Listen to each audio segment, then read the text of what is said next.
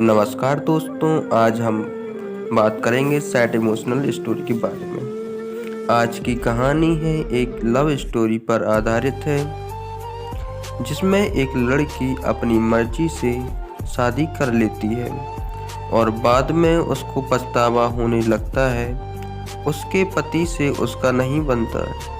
वह चाहकर भी घर पर नहीं बता पा रही थी, लेकिन बीतते समय में कुछ ऐसी घटना होता है जिसमें सब कुछ बदल जाता है। आखिर ऐसा क्या होता है, जानिए इस पूरी वीडियो में।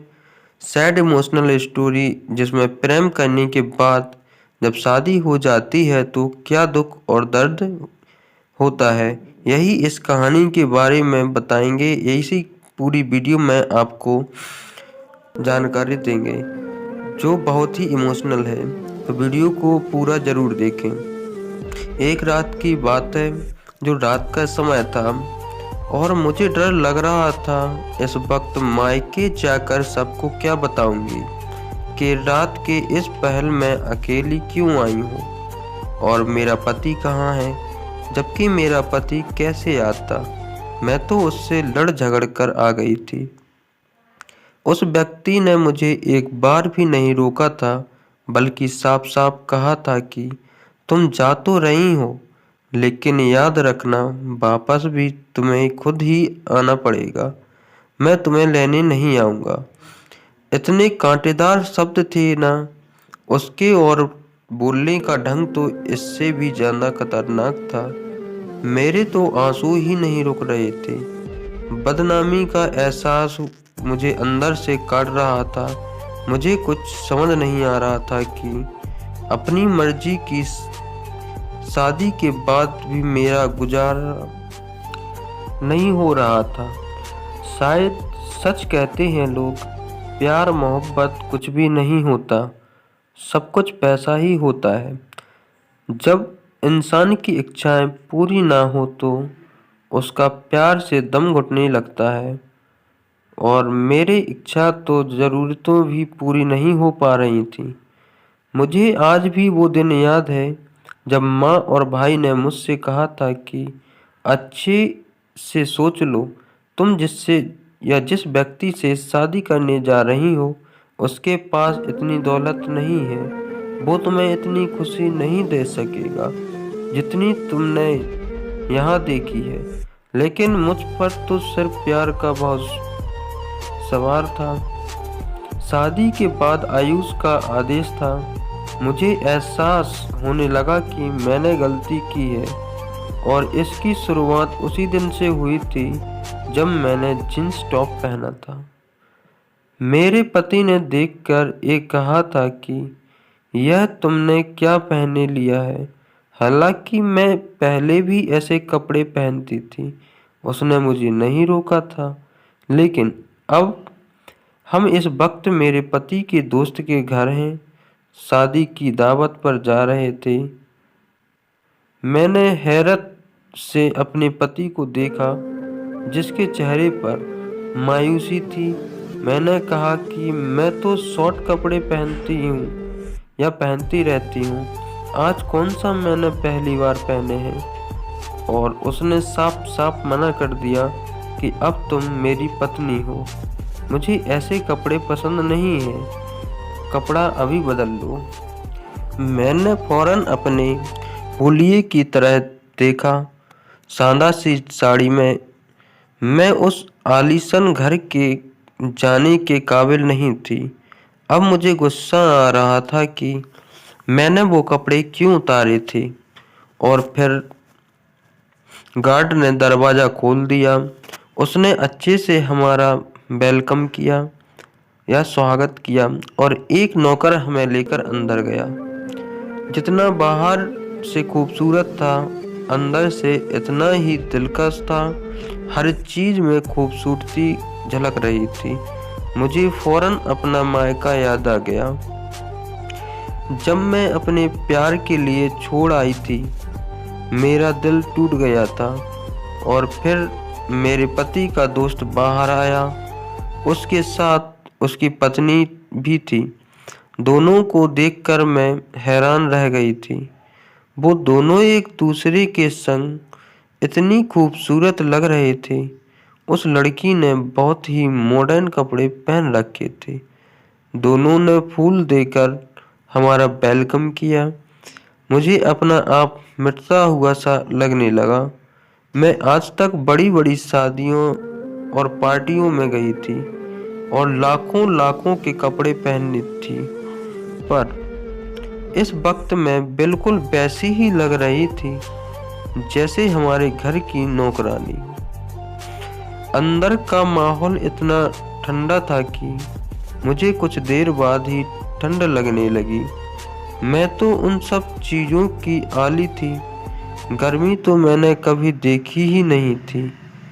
मेरा पति अपने दोस्त में हंस-हंस कर बातें कर रहा था और उसकी पत्नी खाने पीने का इंतजाम देखने चली गई। मेरे पति के दोस्त ने कहा कि भाभी, आप बहुत अच्छी लग रही हैं।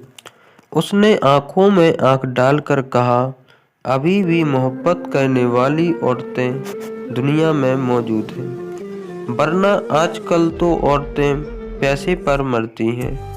उसकी बात ये मुझे कुछ हुआ था। मैं चुपचाप बैठी रह गई।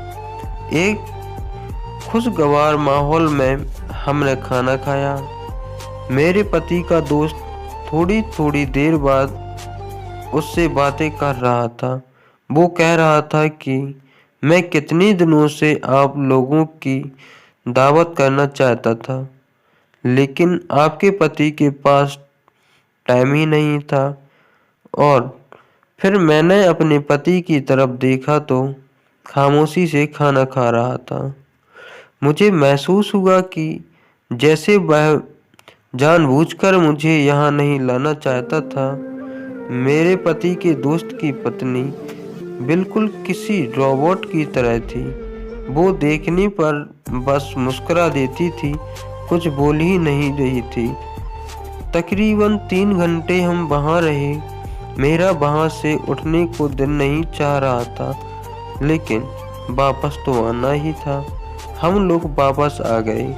मेरे पति के दोस्त और उसकी पत्नी ने मुझे गिफ्ट दिया था। वापस आकर मुझे उस छोटे से घर में अजीब सा एहसास हुआ था। मेरा दम घुटने लगा था। दिल कर रहा था कि वापस उधर ही चला जाऊं, लेकिन अब तो मुझे यही रहना था। मेरे पति खामोशी से कपड़े बदलने चले गए। गर्मी इतनी थी कि कुछ भी देर में मुझे पसीना आने लगा। यहाँ एसी तो क्या, कूलर भी नहीं था। मुझे अब अपने पति पर गुस्सा आ रहा था। उसने वो सब कुछ लेने से मना कर दिया था जो मेरे घर वालों ने दिया था। एक घर और गाड़ी लेकर मेरे पति के आत्मा शांत हो गया था। मैं यहाँ चल रही थी। कुछ देर बाद मैंने भी चेंज कर लिया और जब मैंने गिफ्ट खोलकर देखा तो मेरी आंखें चुगी आ गईं। उसमें ही खूबसूरत सा डायमंड का सेट था। मैं अभी उसकी खूबसूरती में गुम थी कि मेरे पति ने वो सेट मेरे हाथ से छीन लिया और कहा कि इतना महंगा गिफ्ट नहीं लेना, ये हम उन्हें वापस करेंगे। मैंने हैरत से अपने पति को देखा। उसके चेहरे पर गुस्सा था। मैंने सेट में ही फेंक दिया और सोने के लिए लेट गई, लेकिन गर्मी इतनी थी कि सोया नहीं गया, जबकि मेरा पति थोड़ी देर बाद ही सो गया था। उसे आदत थी ऐसे रहने की, जबकि मुझे नहीं थी। और फिर हमारे झगड़े बढ़ते गए। मुझे महसूस हुआ था कि मेरा पति बड़ा अजीब और सनकी सा था। उसने मुझे जॉब करने से भी मना कर दिया था। जरा कि मुझे बहुत अच्छी जगह से ऑफर हुई थी। मैंने अपने पति से कहा कि हम दोनों मिलकर जॉब करते हैं और अपना घर बनाएंगे, वो सब चीज़ें जिनकी हमें ज़रूरत है। लेकिन मेरे पति ने कहा कि मैं तुम्हें जॉब नहीं करने दूंगा। लेकिन मेरे पति ने कहा कि मैं तुम्हें जॉब की अनुमति नहीं दे सकता। अब मुझे लगने लगा था कि उसने मुझे या जैसे मुझे घर में कैद कर लिया। जब पागल हो रही थी, मुझे छोटी-छोटी ज़रूरतों के लिए पैसे चाहिए थे, जो मेरे पति के पास नहीं थे। कभी बिजली नहीं होती तो कभी पानी बंद हो जाता था। 4 दिन में ही मेरी अक्ल ठिकाने आ गई। मोहब्बत का भूत मेरे सर से फ़ौरन उतर गया था। मैं तो अपने भाई से भी कुछ डिस्कस नहीं कर सकती थी। उसने पहले ही मुझे इस शादी से मना किया था और फिर उसी दिन मुझे माँ का फ़ोन आ गया। वो मुझे बता रही थी कि भाई और भाभी घूमने गए हुए थे। मेरा दिल दुख रहा था। भाई ने भाभी को अपनी मुट्ठी में किया था। वैसे तो भाभी बहुत अच्छी थी, लेकिन मेरा भाई उसकी मर्जी के बिना कुछ नहीं कर सकता था। मुझे नए कपड़े की ज़रूरत थी। मेरे पास कपड़े के काम जोड़े थे।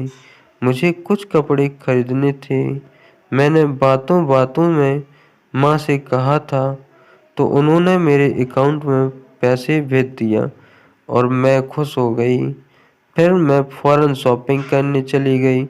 लेकिन जब वापस आई तो मेरा पति घर आ चुका था। उसने गुस्से से पूछा कि तुम मुझे बताए बिना कहाँ गई थी? मैंने साफ-साफ कह दिया कि शॉपिंग करने गई थी और मुझे डर भी लग रहा था। मेरे पति ने पैसों के बारे में पूछा तो मैंने कहा उसकी माँ से लिए हैं। इस पर उसने अपने जबड़े बेच दिए। मैं जानती थी कि उसे गुस्सा आया था, लेकिन यह मेरे पैसे थे, उन पर मेरा हक था। वो घर से निकल गया। रात को आया तो उसके हाथ में कुछ कपड़े थे। उसने वो कपड़े मेरी तरफ फेंकते हुए कहा कि ये किसी भिखारी को दे दो। मेरा दिमाग बिल्कुल खराब हो गया। मुझे अपने पति पर पागलपन का असर लग रहा था। मैं भी चुप ना रह सकी और मैंने कहा कि तुम पागल हो गए हो क्या? अगर तुम्हारा बस चले तो तुम तो मुझे यहाँ सांस भी न लेने दो। मेरा यहाँ दम उड़ता है। मेरी माँ के पैसा पर मेरा हक है। वो मुझे गुस्से से बोला, तुम ही मुझसे शादी करना चाहती थी। मैंने तुमसे कुछ छुपाया नहीं था और मैं रोने लगी। मैंने वो कपड़े उठाए जो मैं खरीद कर लाई थी। जब मैं कमरे से निकलने लगी, मेरे पति ने पीछे से कहा कि जा तो रही हो, मगर आना भी खो दी है। और मैं पता नहीं कैसे अपने घर तक पहुंची थी। मैं आते ही अपनी माँ से लिपट कर रो पड़ी। उन्होंने पूछा कि क्या हुआ है, पर मैं कुछ नहीं कह सकी। मैं चुपचाप अपने कमरे में आ गई। मुझे अपने पति से नफरत महसूस हो रही थी। मेरी मोहब्बत जैसे मर गई थी। अपने कमरे में एसी के साथ मुझे अच्छी नींद आई थी।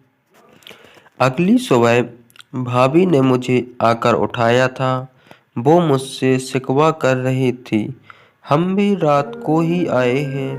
अरे, भाभी से फौरन पूछा कि भाई आपसे इतनी मोहब्बत कैसे करते हैं? वो आपकी हर बात कैसे मानते हैं? यह सुनकर भाभी के चेहरे पर साया सा लहराया। फिर उन्होंने कहा कि ये तो औरत के नसीब की बात है। किसी को सब मिल जाता है और किसी को सब मिलकर भी नहीं मिलता। मुझे उनकी बातों पर हैरत हुई। उन्होंने मुझसे कहा कि अपने पति के साथ हमेशा वफादार रहो। बस यही एक रास्ता है जिससे पति का दिल जीता जा सकता है। और मैं सर झुकाए बैठी रही। किसी ने मुझसे कुछ नहीं पूछा। पूरा हताश हो चुकी थी। अपने मायके आई तब ना मेरे पति ने फ़ोन किया था, ना मैंने। मैं यहाँ बहुत सुकून में थी। ससुराल के बारे में याद आते ही मेरी आत्मा काँप जाती थी। कभी कभी वो जाती व्यक्ति याद आता था, क्योंकि मैं उससे मोहब्बत करती थी। और फिर पूरे एक हफ्ते बाद मुझे एक अनजान नंबर से फ़ोन आया। मैंने वो आवाज़ पहचान ली थी। ये मेरे पति का वही दोस्त था जिसके घर में दावत पर गई थी। वह फिर से घर बुला रहा था। कह रहा था कि उस दिन कुछ ज़रूरी बातें रह गई थीं और शायद उसे भी अब तक का पता चल चुका था कि मैं अपने घर आई हुई थी। मैंने बिना सोचे समझे हाँ कर दी और अगले दिन बताए गए टाइम से पहले ही अपनी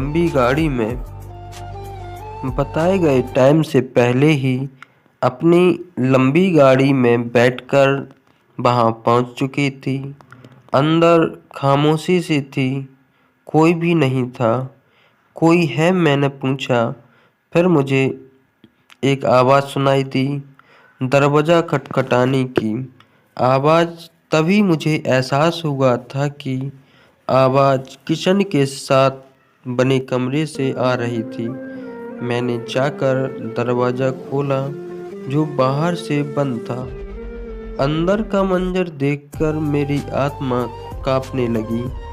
मेरे पति के दोस्त की पत्नी रस्सियों से बंधी हुई थी और वह बहुत जख्मी थी। मैंने फौरन उसका मुंह खोला और फिर उसने कहा कि यहाँ से भाग जाओ। वह व्यक्ति जानवर है, तुम उसके जाल में मत आओ, सो भाग जाओ यहाँ से। ऐसा दोस्त की पत्नी ने कहा दोस्त की पत्नी से। और फिर उसने मुझे जो कुछ बताया था वह बहुत भयानक था। वो अमीर आदमी है, दरअसल एक स्मगलर और साइको किलर था और वो अपनी पत्नी को रोज मारता था। पुलिस उसके पीछे पड़ी हुई थी। वहाँ से मैं अपने कमरे में आकर जैसे बेहोश हो गई। मैं बुरी तरह डर गई थी। मैं अपने भाई को बताना चाहती थी ताकि वो उस लड़की की मदद करे। तभी मुझे अचानक उनके कमरे से बाहर भी एक रोने की आवाज़ आई। भाई भाभी पर चीख रहे थे। मुझे आज समझ आ गया था कि सब मर्द एक जैसे होते हैं। मुझे अपना पति याद आया और जो मुझसे मोहब्बत करता था, बस उसके पास पैसा नहीं था। मेरा दिल किया कि मैं यहाँ से भाग जाऊँ। शाम होते ही मेरा पति मुझे लेने आ गया, लेकिन मुझे उसी के साथ जाना था। वो मेरा रक्षक था। घर से बाहर निकली तो हैरान हो गई। बाहर एक चमकती गाड़ी थी। मेरे पति ने बताया कि ये गाड़ी उसे ऑफिस की तरफ से मिली है। उसने मुझसे माफ़ी मांगी और मैं तो रो ही रही थी। मैंने उसे सब बता दिया। उसने मुझे गले लगाया और कहा, पागल, तुम तो बेवकूफ़ हो। फिर उसने मुझे बताया कि उसका दोस्त पकड़ा जा चुका था। उसका दोस्त नहीं था, बल्कि मेरे पति ने उसे जानबूझकर दोस्ती की थी ताकि उसके खिलाफ सबूत इकट्ठे कर सके। और मुझे ये आज ही पता चला था कि मेरा पति एक सीक्रेट एजेंट था वो गरीब नहीं था, लेकिन अपने मिशन के लिए बना हुआ था। मिशन पूरा हो चुका था। मैंने फौरन ही ऊपर वाले का धन्यवाद किया, जिसने मेरी आंखें खोल दी थीं और वक्त रहते मुझे बचा लिया था। पति अपनी पत्नी के दर्दनाक इमोशनल कहानी को देखकर, और आप लोग हमें कमेंट बॉक्स के माध्यम से ज़रूर बताएं कि यह आपको इमोशनल स्टोरी कैसे लगी। तो आप लोग पैसों के माध्यम से किसी का साथ ना छोड़ें। आपको किसी भी व्यक्ति या किसी भी पर्सन या आपकी मोहब्बत है, तो आप उससे ऐसा लगाव रखो कि उसको हिम्मत मिले, मोटिवेट मिले। अगर जो चीज़ ना कर पाए तो उसके हाथ बटाओ, तो जिसके द्वारा वो दोनों, आप दोनों घर बसा रहें और अच्छे से रहें, तो उसकी हिम्मत बनो, ना कि आप उनका हिम्मत तोड़ो। तो आप लोग इससे क्या सीख मिली, हमें कमेंट बॉक्स के माध्यम से ज़रूर बतलाएं। आज की वीडियो में इतना ही। मिलते हैं ऐसी न्यू स्टोरी के साथ। धन्यवाद दोस्तों।